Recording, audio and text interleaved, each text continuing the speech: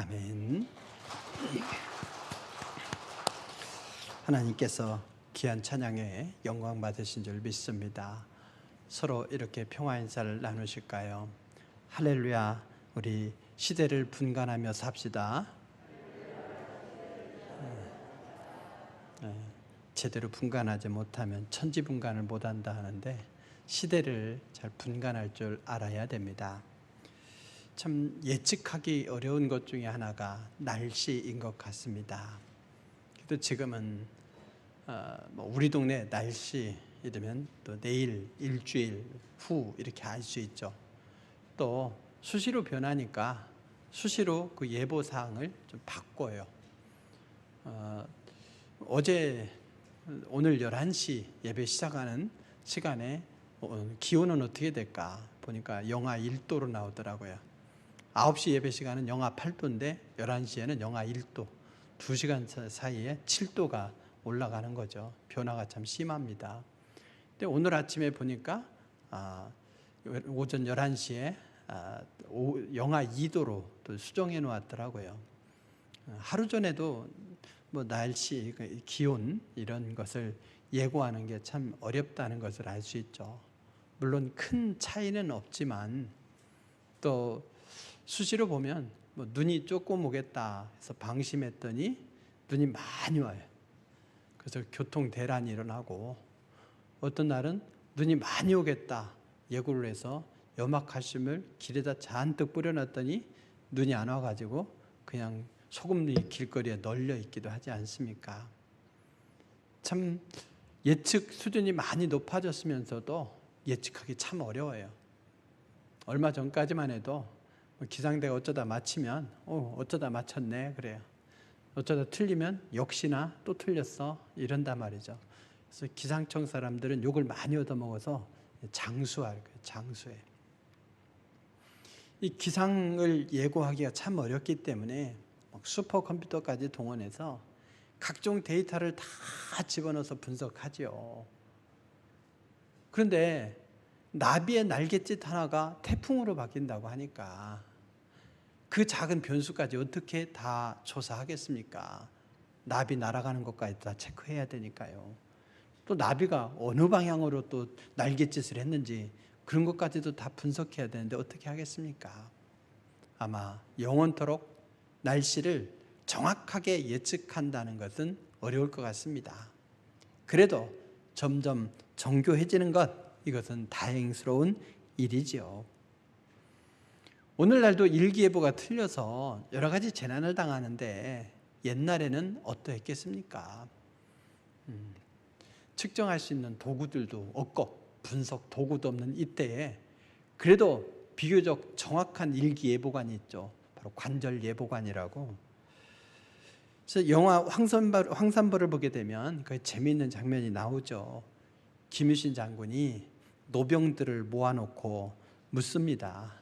너그가 날만 굳으면 삭신이 쑤신 놈들 맞는가? 이러고요. 예, 지금은 쑤시나 안 쑤시나? 그러니까 좀에 쑤시려고 하는 것 같습니다. 그리고 다른 노인이 그러죠. 지는요 아까 전부터 막 쑤시기 시작했다고 마요. 그러니까 오후에 반드시 비가 올 겁니다. 이렇게 예고하는 거예요. 그러냐 하면 확실하지? 이렇게 묻고는 바로 작전을 수행하죠. 그래서 예측한 그 시간에 비가 내려서 신라군이 백제군을 이기는 장면이 나옵니다. 역사적으로 실제 그랬는지는 모르겠지만 영화를 보면 개연성이 있어 보여요. 이 날씨를 예측하는 것, 이것이 곧 전쟁에서 승리하는 길이기도 하거든요. 그래서 육군은 아침에 상황에 의하면은 북한 동향을 정보장교가 제일 먼저 보고하지만 공군은 우리 형제도 지금 공군에서 휴가 나왔지만 공군은 상황에 의하면 기상대장이 제일 먼저 보고해요. 그래서 오늘의 날씨는 어쩌고 저쩌고 합니다. 왜? 그거에 의해서 전투기가 뜨고 내리고 못 뜨고를 좌우하기 때문에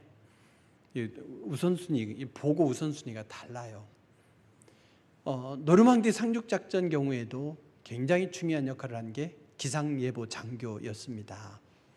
그래서 어느 때에 노르망디 상륙 작전을 펼쳐야 가장 정확하고 아군의 피해가 없이 성공할까 분석을 했습니다. 마침 태풍이 이제 불어서 프랑스 동부와 독일을 칠 때 그때 상륙 작전을 감행했습니다. 이쪽에서는 작전을 수행하는데 독일 전투기들은 꼼짝 못했어요. 그래서 포를 쏴대기는 했지만 결국에는 상륙 작전에 성공했죠. 그래서 인천 상륙 작전과 더불어서 가장 성공적인 상륙 작전 중에 하나가 노르망디 상륙 작전이었습니다. 날씨는 우리의 생활과 아주 밀접하게 연관되어 있습니다. 그래서 기상학자들이 재난을 예방하고 또 전쟁을 수행하고 농사나 조업을 하고 각종 행사를 성공적으로 치르도록 지원하기 위해서 일기예보를 정확하게 하기 위해서 정말 열심히 노력하고 있습니다. 우리는 그리스도인으로서 바로 이렇게 기상학자들이 기상을 분별하려고 그렇게 열심히 노력하는 그 열정, 이걸 가지고 이 시대의 기상을 분별할 줄 알아야 됩니다. 오늘 예수님께서 그 날씨에 대한 말씀을 하시죠. 또 무리에게 이르시되 너희가 구름이 서쪽에서 이는 것을 보면 곧 말하기를 소나기가 오리라 하나니 과연 그러하고 남풍이 부는 것을 보면 말하기를 심히 더우리라 하나니 과연 그러하니라. 당시 기상학자가 아니어도 이스라엘 땅에 사는 사람이면 누구라도 알고 있는 상식을 말씀하신 거예요. 이스라엘 땅, 강원도보다도 작은 땅이지만 참 변화무쌍한 땅입니다. 왼쪽에는 지중해가 있고 남쪽에는 사막이 있고 북쪽에는 2000m가 넘는 산이 있어요. 그리고 또 나라를 가로지르는 또 엄청난 계곡이, 그 협곡도 있고 또 계곡도 있고 막 이래요. 그러다 보니 위치별로 날씨를 예측하기가 참 어렵습니다. 잔잔하기 짝이 없는 갈릴리 호수잖아요. 근데 거기에 태풍이 일어요. 우리나라 저수지 혹은 호수에 태풍이 있는 데가 있습니까? 근데 갈릴리는 잔잔하다가도 순식간에 태풍이 일어요.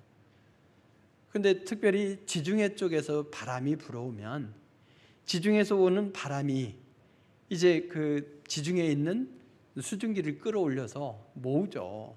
그래서 그 구름이 오게 되면 반드시 비가 오게 되어 있습니다. 엘리야가 똑똑해서가 아니라 서쪽에서 바람이 불어오는구나, 이걸 알고는 그러면 비가 온다. 그러니 아합 왕 당신은 도망가시오, 빨리 피하시오, 병거가 못 움직입니다. 이렇게 예고할 수 있었던 겁니다. 상식적으로 누구나 다 아는 거였어요. 또 남쪽에서 바람이 분다. 그래 남쪽에는 네게브 사막이 있습니다. 좀 더 멀리는 아라비아 사막이 있어요. 그러다 보니 남쪽에서 바람이 불기 시작하면 곧 더운 바람이 몰려온다.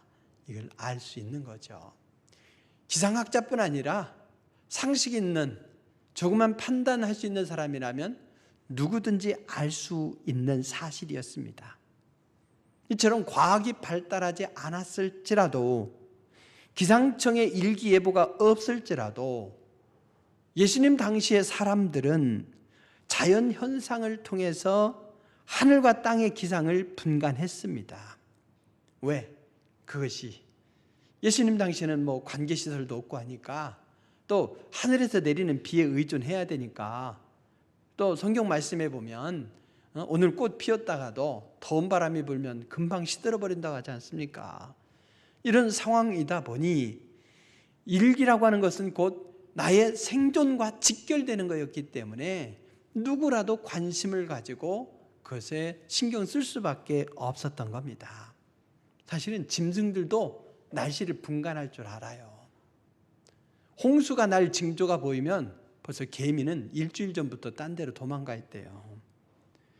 멧돼지는 다음 해에 풍년인가 흉년인가를 벌써 안다는 거예요. 그래서 내년에 풍년이겠다 싶으면 새끼를 많이 낳고, 내년이 흉년이겠다 싶으면 새끼를 덜 낳는데요. 그래서 새끼를 어떻게 낳느냐를 가지고 여러분들이 내년은 풍년이겠구나 아니겠구나 이렇게 알 수도 있습니다. 철새들도요, 기상의 상황을 보고 내가 날아가는 그곳이 흉년이겠구나 풍년이겠구나 벌써 안돼요. 흉년이면 떼지어서 날아오고, 또 흉년이겠다 싶으면 때를 나눠서 각각 다른 장소로 날아간다는 거예요. 그러니까 우리가 기상을 예측하려고 하는 것은 본능적인 것이고, 그래서 우리가 할 수 있는 어떤 경험을 가지고 판단하고, 또 짐승들의 움직임을 보면서도 판단할 수 있고, 또 짐승들도 또 행하는 일이다 이거죠. 그러니 우리 얼마나 지혜롭습니까? 짐승들의 움직임도 거기서 지혜를 배워야 되고, 우리가 삶과 직결되는 이 기상의 문제, 그것을 분간하려고 하는 것은 당연한 일이라 하겠습니다. 예수님은 사람들이 이 바람의 방향을 통해서 천지의 기상을 분간하고, 또 예수님께서 직접 말씀하지 않으셨지만 이 동물들의 움직임을 통해서도 기상을, 천지를 분간할 줄 알거든. 이 부분을 일단은 칭찬하시면서 어찌 이 시대는 분간하지 못하느냐 책망하셨습니다. 강조점이 여기에 있는 거죠. 자신의 이익과 직접적으로 연관되어 있는 천지의 기상은 온갖 방법을 통해서 그것을 알아내려고 애쓰고 노력하는데, 시대가 어떠한지 분간하고 적절하게 행동하는 것에 대해서는 상대적으로 소홀하거나 외면하는 사람들의 어리석음을 나무라시는 말씀입니다. 천지의 기상을 분간하는 일 이상으로 이 시대를 분간하는 것이 중요합니다. 사도 바울은 로마서 12장 2절에서 이렇게 말씀했어요. 너희는 이 시대를 본받지 말고 오직 마음을 새롭게 함으로 변화를 받아 어떻게 사느냐? 하나님의 선하시고 기뻐하시고 온전하신 뜻이 무엇인지 분별해서 그에 합당하게 적절하게 살라고 권고하시는 거예요. 하나님의 선하시고 기뻐하시고 온전하신 뜻, 이것을 분간하는 것, 이것을 분별하는 것, 이것을 우리의 우선순위로 둬야 될 줄로 믿으시기 바랍니다. 이 시대를 제대로 분간하면서 하나님께서 기뻐하시는 모습으로 살아야 된다. 이것이 주님이 우리에게 주시는 권면의 말씀입니다. 지금이 어느 때입니까? 물론 대선을 앞두고 후보들이 선거운동을 펼치는 때입니다. 사람들은 듣고 싶은 것만 듣기 때문에 내가 지지하는 후보는 무조건 좋은 면만 보려 하고, 내가 지지하지 않는 후보는 그냥 무조건 나쁜 면만 이렇게 보려고 해요. 순서가 사실은 잘못되었어요. 한 사람 한 사람을 나로부터 떼어서 조금은 객관적으로 장단점을 바라볼 필요가 있습니다. 그러면서 지지 후보를 결정해도 됩니다. 또 이걸 가지고 막 성도끼리, 막 또 가족끼리 싸울 필요 없어요. 어떤 가족 보니까 후보 번호가 정해져 있지는 않지만 남편은 2번을 지지한대요. 부인은 3번을 지지한대요. 작은 딸은 또 4번을 지지한대요. 큰 딸은 몇 번 지지할까요? 뭐 주요 후보는 4명이고 또 막 여러 후보들이 있으니까 1번일 수 있고 또 다른 사람일 수도 있겠죠. 저마다 자기 소신대로 찍는 시대예요. 자식에게 이 사람 찍어라 한다고 안 찍어요. 오히려 부모를 설득하려고 할 거예요. 그래서 언론이 얘기하는 대로 고지고대로 그렇게 듣지 마십시오. 이쪽 저쪽 주장하는 바들을 보면서 제대로 판단하십시오. 왜? 우리 국민들은요, 세계 최고의 지식 수준이에요. 판단 수준이에요. 그걸 믿습니다. 그래서 제대로 판단하면서, 그러면서 이번 선거에 임하시기 바랍니다. 지금이 어느 시대입니까? 지금이 기후위기의 시대이기도 합니다. 기후변화로 인해서 수몰 위기에 처한 남태평양의 투발루와 여러 나라들의 이 절박한 현실을 보십시오. 한 대통령이 물 가운데 서서 우리 좀 살려달라 이렇게 인터뷰하는 장면을 보셨을 거예요. 그 자리가 불과 몇 년 전만 해도 육지였대요. 거기가 물이 찬 거예요. 바닷물이 높아져서. 그 나라는 최고 높은 곳이 해발 2m예요. 금방 잠기는 거예요.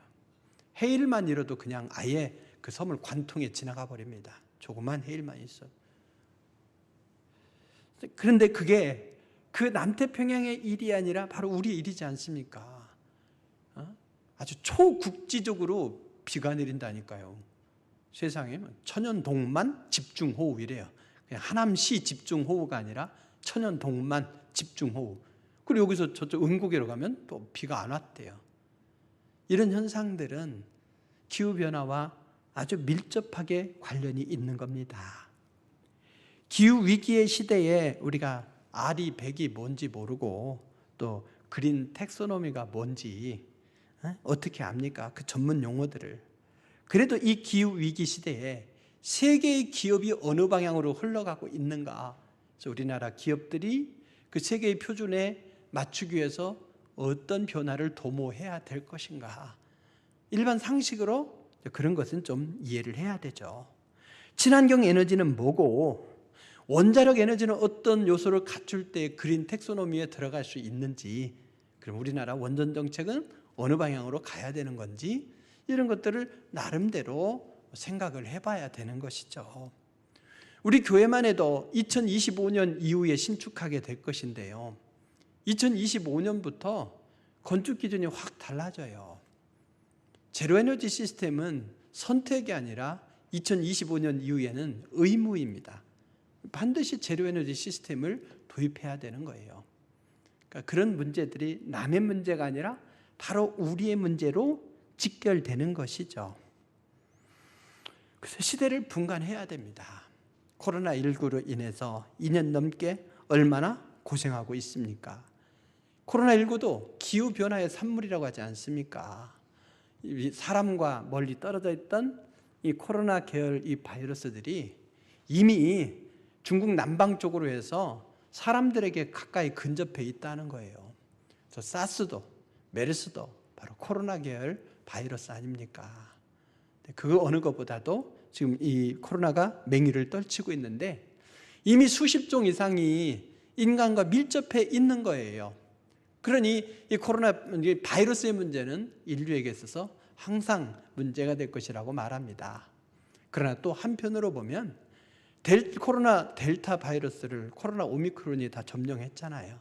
그래서 코로나 오미크론이 주도적으로 인류와 함께 공존하면서 다른 코로나 계열 바이러스를 막아주는 역할도 하지 않을까도 생각해 봅니다.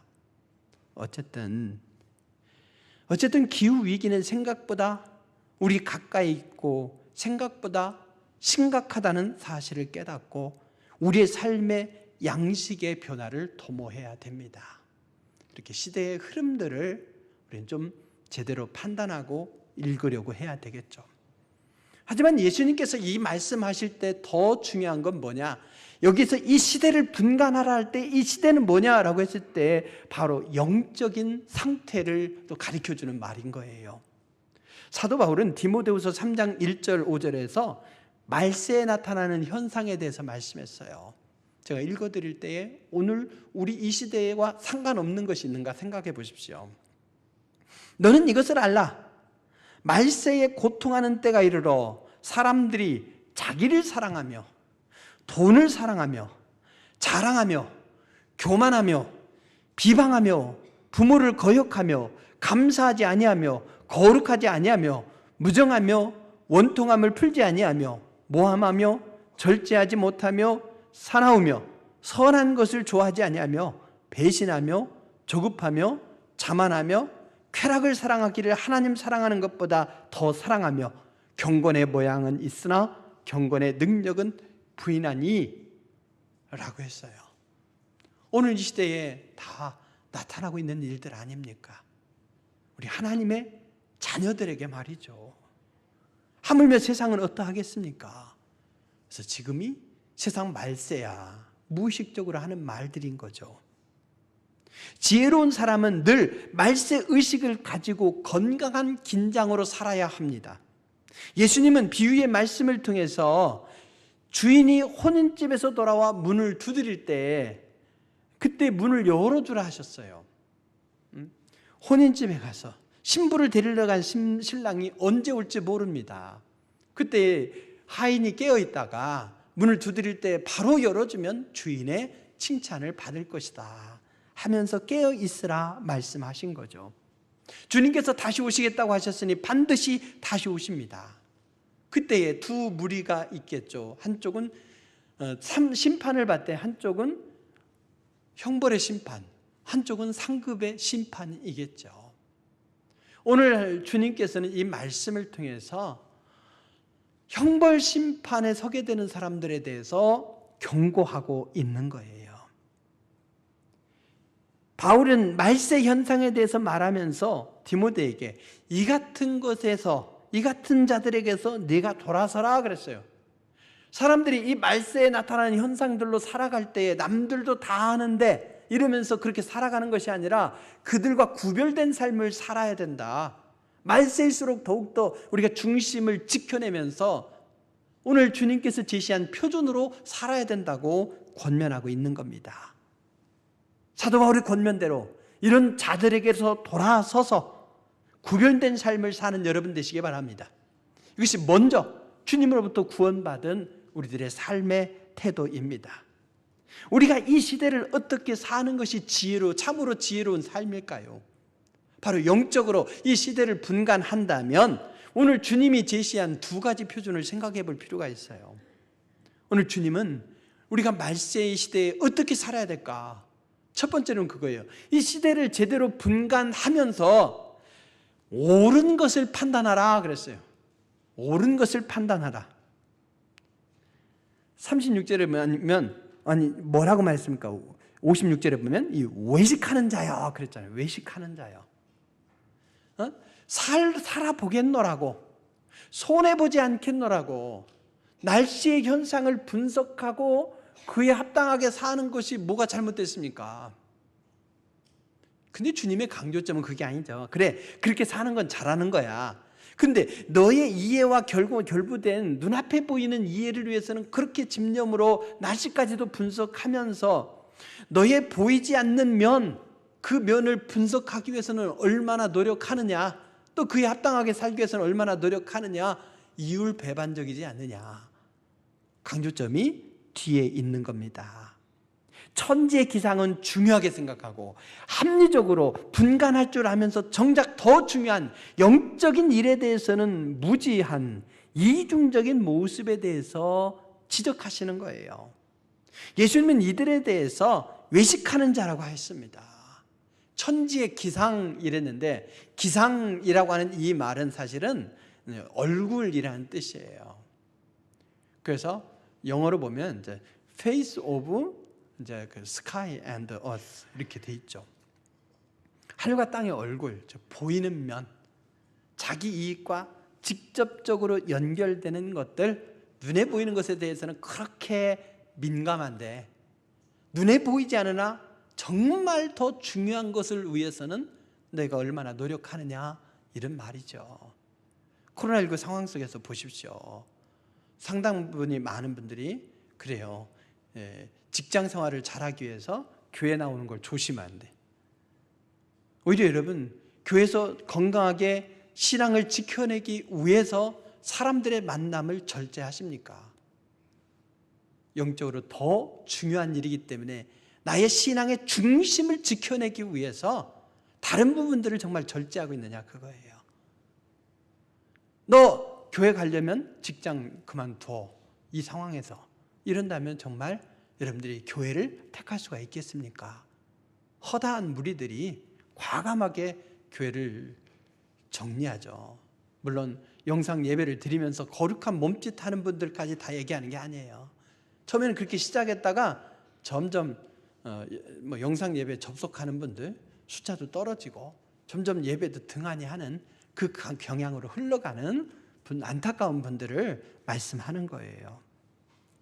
영적인 일에 대해서 무지한 그 이중적인 모습에 대해서 주님은 책망하시는 거예요.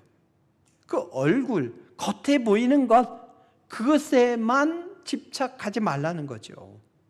시대에 대한 무지는 능력의 부족이 아니었습니다. 고의적인 무관심이었고 고의적인 오해였습니다. 사람들은 예수님께서 말씀하시는 이 회개의 말씀, 하나님의 나라에 대한 말씀에 대해서는 부담스러워하면서 예수님께서 행하시는 떡의 기적, 예수님께서 행하시는 치유의 기적, 여기에만 관심이 있어요. 그러니 말씀이 없는 현상과 기적에만 매몰되다 보니 그들의 판단이 제대로 됐겠습니까? 귀신의 왕 바알세불의 힘을 빌어서 이 일을 행하는 것이다. 이상한 왜곡된 신앙으로 가는 것이죠. 그래서 여러분, 우리가 보이는 것은 보이지 않는 것으로 말미암는다고 하지 않았습니까? 그래서 우리가 눈에 보이는 것에 집착하는 것이 아니고 그것에 대해서 관심을 갖고 그것을 분석하기 위해서 노력하는 만큼 그보다 더 중요한 영적인 일에 투자하라. 이것이 주님의 말씀이에요. 예수님은 답답한 마음을 담아서 어찌하여 옳은 것을 스스로 판단하지 아니하느냐라고 말씀하는 거예요. 이스라엘의 종교 지도자들, 조금 잘난 사람들, 이성이 있는 사람들은요, 자신의 이해와 결부된 건 얼마나 예민한지 모릅니다. 조금만 손해가 된다 싶으면요, 머리띠 두르고 시위하잖아요. 다 스스로 알아서 해요. 하지 마라 그래도. 그런데 영적인 일에 대해서는 이렇게 살아야 됩니다. 기도해야 됩니다. 말씀을 듣고 말씀을 묵상하고 말씀대로 살아야 됩니다. 가르쳐줘도 안 해요. 자기의 이해와 결부된 건 스스로 잘하면서도 정말 중요한 영적인 일에 대해서는 입에다가 숟가락으로 넣어줘도 그것을 삼킬 줄을 모르는 안타까운 마음을 주님은 지적하고 있는 겁니다. 사람들이 천지의 기상을 분간하며 행동했습니다. 허리가 아프면 비가 오려나 하고 조심합니다. 날씨가 흐리면 우산을 갖고 나갑니다. 다 그렇게 살아가면서도 이 시대를 분간하면서 정말 영적인 일을 판단하는 일에 대해서는 스스로 할 줄 몰라. 스스로 못한다면 안내해 주는 데라도 순종하며 살아가는 것, 이것이 지혜로운 태도가 아니겠습니까? 본문 앞에 31절 32절을 보면 너희는 먼저 그의 나라와 그의 의를 구하라. 우선순위가 뭔지를 막 가르쳐 주신 거예요. 그래서 이 답답한 세대를 향해서 오늘 이 말씀까지 끌어오고 있는 겁니다. 사랑하는 성도 여러분, 오늘 우리는 어떠합니까? 오늘날은 어릴 때보다도 외적인 면에 신경을 많이 쓰는 시대입니다. 외모로 판단하는 경향이 많기 때문이죠. 그래서 속사람보다도 겉사람을 꾸미기 위해서 헬스도 하고 다이어트도 하고 그리고 성형에도 힘쓰고 있지 않습니까? 우리 주님은 오늘의 이 시대의 문명에 대해서 비판하기보다는 여전히 어리석은 부자와 같고 외식하는 바리새인들과 같이 영적인 것에 대해서는 스스로 옳은 판단을 하지 못하는 것에 대해서 답답해 하시는 거죠. 여러분 다이어트에 성공한 사람은 상종하지 말라고 하죠. 지독한 사람이라고. 그래서 저는 그런 것에 신경 써야 된다. 그러나 신경 쓰는 만큼만 여기에 신경 쓰라 이거예요. 다이어트는 웬만하면 안 되기 때문에 영적인 일은요, 그냥 제가 100번 양보해서 다이어트에 신경 써서 그 노력하는 만큼의 10분의 1만이라도 하나님의 영광을 위해서 헌신하면 아마 하나님께서 굉장히 칭찬해 주시지 않을까 싶어요. 우선순위가 바뀌어야 돼요. 스스로라고 말씀했지만 스스로가 안 되면 안내해 주는 대로라도 그렇게 한 걸음 한 걸음 하나님께서 기뻐하시는 길, 선하신 길, 의로운 길을 판단하면서 그렇게 나아갈 수 있기를 바랍니다. 옳은 판단을 하라. 여기는 판단만 하라가 아니라 하나님 기뻐하시고 온전하신 뜻이 무엇인지를 분별하여 그 길로 걸어가라는 명령까지 담겨 있습니다. 이 시대는 곧 영적인 것에 투자하면서 하나님께서 기뻐하시는 길을 걸어가야 할 때입니다. 또 하나 마지막으로 주님께서 우리에게 원하시는 것이 뭐냐 했을 때에 오늘 이 말씀은 곧 심판의 때가 있으니까 하나님과 화해하라 그 뜻이에요. 고대의 재판정을 예로 들고 있습니다. 그 당시 재판정에 가면 무조건 유무죄를 가려요. 그래서 패소한 사람에게는 반드시 대가를 지불하게 했어요. 그러면 어떻게 해야 되는가? 재판정에 가면은 손해예요. 재판정에 가기 전에 빨리 화해를 해야 되는 거예요. 제일 우선적으로 화해를 해야 돼요. 자, 마지막 때에 주님께서 오시면 우리가 심판대 앞에 서게 될 겁니다. 재판정이에요. 하나님의 재판정 앞에서 우리는 유죄일까요? 무죄일까요? 있는 그대로의 모습으로라면 천하에 죄인이 하나도, 죄인이 아닌 사람이 하나도 없어요. 그러니 다 유죄예요. 그러면 하나님 앞에 심판을 받게 되고 간수가 그를 감옥에다 가둘 거라는 거죠. 오늘 말씀에 감옥에다 가둘 거라는 거예요. 감옥에 갇히는 것으로 끝이 아닙니다. 오늘의 형벌은 어떻습니까? 그 형벌이 내려지면은 그 기간 동안 살고 나오면 돼요. 그리고 또 갚아야 될 것 있으면 또 노동형으로 또 해서 그걸 까 나가면 돼요. 그러나 고대 법정에서는 그러지 않았습니다. 오늘 마지막 59절에 보니 내게 이르노니 한 푼이라도 남김이 없이 갚지 아니하고서는 결코 거기서 나오지 못하리라 그랬어요. 한 푼이라도. 개역성경에는 홀이라도, 헬라어로는 이 렙돈이라는 게 렙돈. 렙돈이 뭡니까? 과부가 헌금할 때 2렙돈 드렸다 했죠. 화폐 단위 중에서 가장 작은 거예요. 우리나라로 말하면 바로 1원이라도. 1원이라도. 그걸 다 갚기 전에 나올 수가 없대요. 자, 바깥에 있을 때 그걸 갚지 못했어요. 근데 감옥에서 그걸 어떻게 갚습니까? 갚을 길이 없는 거죠. 그러면 아무리 시간이 지나도 못 나온다 그 뜻이에요. 영원한 형벌과 같은 겁니다. 감옥에 들어가게 생겼는데 재판정에서 내가 어떻게 변호할까를 생각해야 됐습니까? 일단 감옥에 가자. 아유, 아몰랑 일단 감옥에 가자. 될 대로 되겠지 이러겠습니까? 아유, 감옥에 가서 갚자 이러겠습니까? 아니죠. 가장 지혜로운 건 나의 채권자와 빨리 화해를 이루는 거예요. 그래서 채무 변제 기간을 좀 늘리든지 밖에 있을 때 어떻게 해결해야 되는 거지 일단 들어가면 해결할 수 없다 이거예요. 그래서 하나님의 심판이 임하기 전에 우리가 하나님과의 화해를 도모해야 돼요.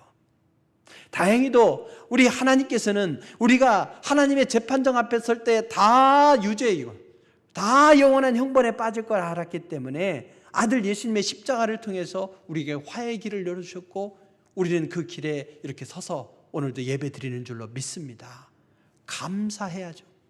그냥 그것으로 안심하는 것이 아니라 다시 오실 그때에 심판하실 주님께서 우리에게 상급 심판을 허락하시도록 주님을 기쁨으로 만나 배울 수 있도록 날마다 우리의 마음을, 우리의 믿음을, 우리의 삶의 태도를 새롭게 해야 될 줄로 믿으시기 바랍니다. 날마다 말씀과 기도로 하나님과 화목하게 지내기에 힘쓰는 여러분 되시기 바랍니다. 하나님의 기뻐하시고 선하시고 온전한 뜻이 무엇인지 분별하며 살아가시길 주의 이름으로 축원드립니다. 그러면서 아직 그 형벌에서 자유롭지 못한 수많은 사람들이 있지 않습니까?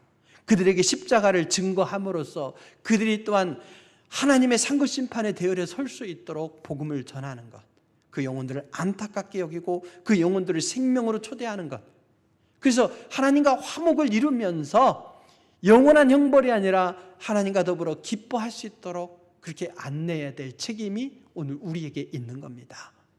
사랑하는 성도 여러분, 우리가 수많은 정보의 홍수 속에 살아갑니다. 그 속에서 제대로 분별하면서 이 시대가 지금 어디로 흘러가고 있는가 이런 걸 제대로 분석할 줄 알아야 됩니다. 거기에 더해서 주님은 오늘 우리에게 이 영적인 상태가 오늘 이 시대가 어떠한지를 분별하라고 했으니까 이 속에서 하나님께서 기뻐하시는 것, 온전하신 것, 선하신 뜻이 무엇인지를 제대로 분별하며 주님의 기대를 채워드리기에 힘쓰는 여러분 되시기 바랍니다.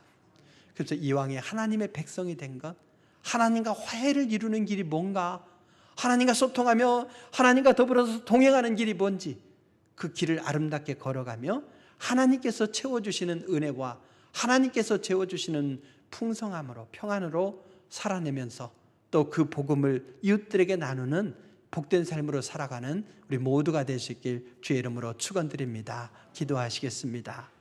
귀하신 아버지 하나님, 우리가 이성을 가진 백성으로서 아버지 하나님, 이 시대가 어디로 흘러가고 있는지를 제대로 분석하고 판단하면서 살아가게 하시고 흐름에 내어 맡기고 흐름에 끌려가는 인생이 되지 않기를 원합나이다. 무엇보다도 이 시대가 영적으로 어떠한지를 깨달아 하나님께서 우리 기대하시는 바를 채워드리게 하여 주시옵소서. 오늘 주님께서 옳은 것을 판단하며 살아가라고 했사오니 하나님의 선하시고 기뻐하시고 온전하신 뜻이 무엇인지 그것을 제대로 분별하면서 거기에 우선순위를 두며 살아가기를 원하옵나이다. 하나님과 화목의 길을 열어주셨사오니 날마다 하나님과 동행하면서 하나님을 기뻐하면서 하나님의 주시는 평안과 은혜를 누리며 살아가기를 원하옵나이다. 아직 하나님과 화목을 이루지 못한 영혼들을 불쌍히 여기며 그 영혼들이 하나님 앞에 설 때에 아버지 하나님 형벌 심판이 아니라 상급 심판에 이룰 수 있도록 그 복음을 증거하는 아름다운 사명으로 살게 하여 주시옵소서. 우리의 삶이 복된 은혜로운 삶, 축복의 삶, 풍성한 삶이 되기를 원하오며 예수님의 이름으로 기도드립니다. 아멘. 330장 찬송하시겠습니다.